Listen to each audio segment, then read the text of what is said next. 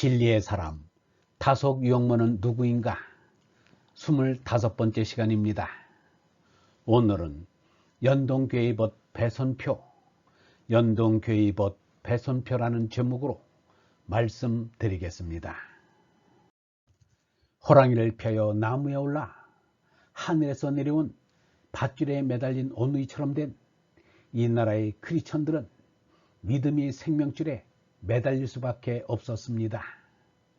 청년이 된 유영모도 그러하였습니다. 오산학교의 교사로 부임한 20세의 유영모는 수업을 하기 전에 학생들에게 머리 숙이고 기도하자고 할 만큼 열렬한 믿음의 사람이 되었습니다. 이것은 오로지 일제가 호랑이처럼 무섭게 달려드는 데 대한 궁여지책의 대응이었습니다. 맹자가 말하기를 사람은 근심걱정에서 진리정신이 살고 평안하고 즐거운 데서 진리정신이 죽는다 라고 하였습니다. 키에르케고르는 고통만이 하느님의 유일한 사랑이다. 고통을 빼놓으면 사람이 하느님을 찾을 길을 영원히 잊어버린다 라고 하였습니다. 토인비는 역사를 연구하는 가운데 사람은 반드시 고난을 통하여 진리를 깨닫는다는 것을 알았습니다. 나라를 잃어버리는 것은 고통 가운데 가장 큰 고통을 당하는 일입니다. 어린이가 의지하던 어버이를 잃어버리는 이상의 절망이요, 어른이 의지하던 배우자를 잃어버리는 이상의 시련이요, 늙은이가 의지하던 자식을 잃어버리는 이상의 참혹입니다. 나라를 잃은 백성은 위로 하느님을 찾고 아래로 나라를 찾는 것이 삶의 목적이요 희망입니다. 나라도 찾으려 하였지만 하느님을 찾는 데 더 치중한 이가 마트마 간디요 유영무입니다.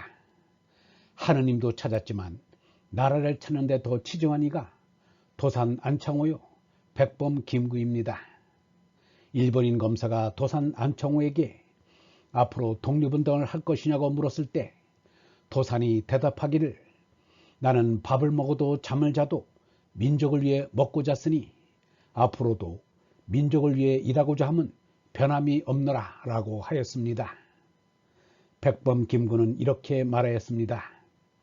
네 소원이 무엇이냐고 하느님이 물으시면 나는 서슴지 않고 내 소원은 대한독립이요 라고 대답할 것이다. 이제까지 양반들이 평민을 상놈이라며 천대하여 왔는데 이제는 일본인이 한국 사람을 sen징이라며 얕보게 된 것입니다. 사람이 동물을 학대해도 안 될 일인데 하물며 사람을 학대한다는 것은 인간 이하의 짓이라 아니할 수 없습니다. 사람이 사람을 무시하는 것이 사람이 저지르는 죄업 가운데 가장 모진 죄업입니다. 이 죄업은 결국은 자기를 가장 비참한 존재로 만들게 됩니다. 어버이를 잃은 고아들이 저희끼리 붙어서 체온을 나누고 정의를 나누듯이 나라 잃은 이 백성들은 일제히 탄압 아래 교회에 모여 시름과 아픔을 달랬습니다. 유영모도 그 속의 한 사람이었습니다.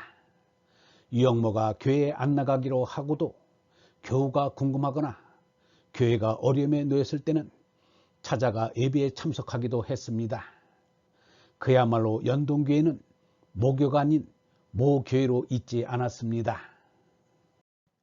연동교회에서 각별히 가까이 사귀는 배선표입니다. 배선표는 나이가 유영모보다 3살 위입니다. 근면성실한 성품으로 연동교회를 위하여 헌신적이었습니다. 인품이 훌륭하다는 소문이 나서 교육자가 없는 성결교에서 초빙에 갔습니다. 성결교에 가서 교육을 받고 목사가 되어 서울 무교동 성결교에서 목회를 하였습니다. 배선표는 경신학교 후배이며 목사인 김우현과 가까이 지냈습니다. 배선표와 김우현은 일본의 무교회주의 기독교 사상가인 우찌무라 간조 간에는 개인 전도지 성소지 연구에 같은 독자였습니다. 김교신 등 우찌무라의 한국인 제자들이 신앙 잡지인 성소조선을 발간하게 되자 일부러 찾아와 축하를 하였습니다. 배선표가 우찌무라가 내는 잡지에 애독자가 된 이유가 있습니다.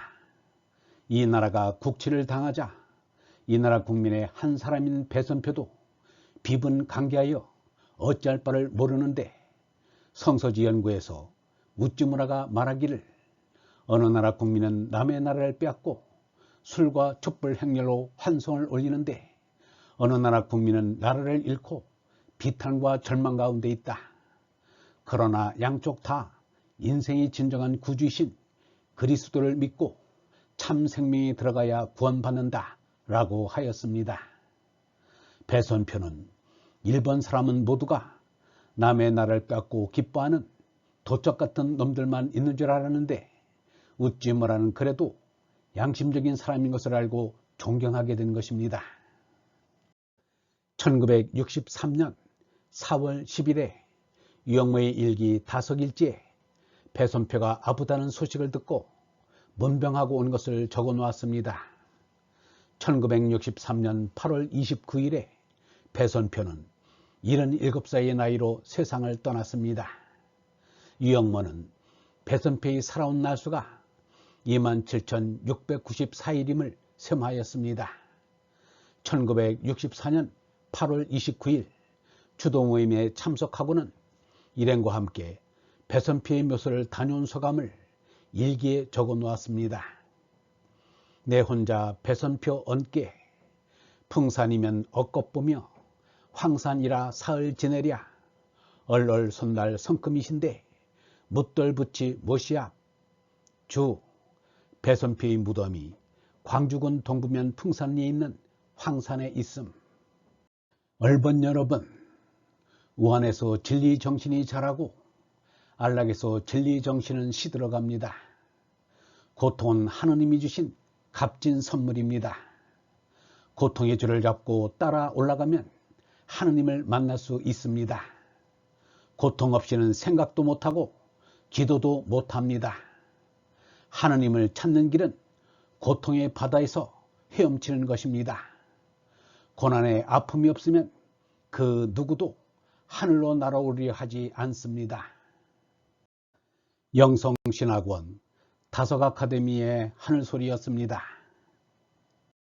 다속아카데미에서는 기복신앙에서 영성신앙으로, 예배종교에서 깨달음 종교로, 행복추구의 삶에서 진리추구의 삶으로, 멸망의 몸생명에서 영생의 얼생명으로, 사람의 아들에서 하느님의 아들로, 탐진치에서 진선미로, 거짓나에서 참나로, 교리의 신앙에서 진리의 신앙으로, 타일적 신앙에서 자율적 신앙으로, 거짓나에서 참나로 인도합니다.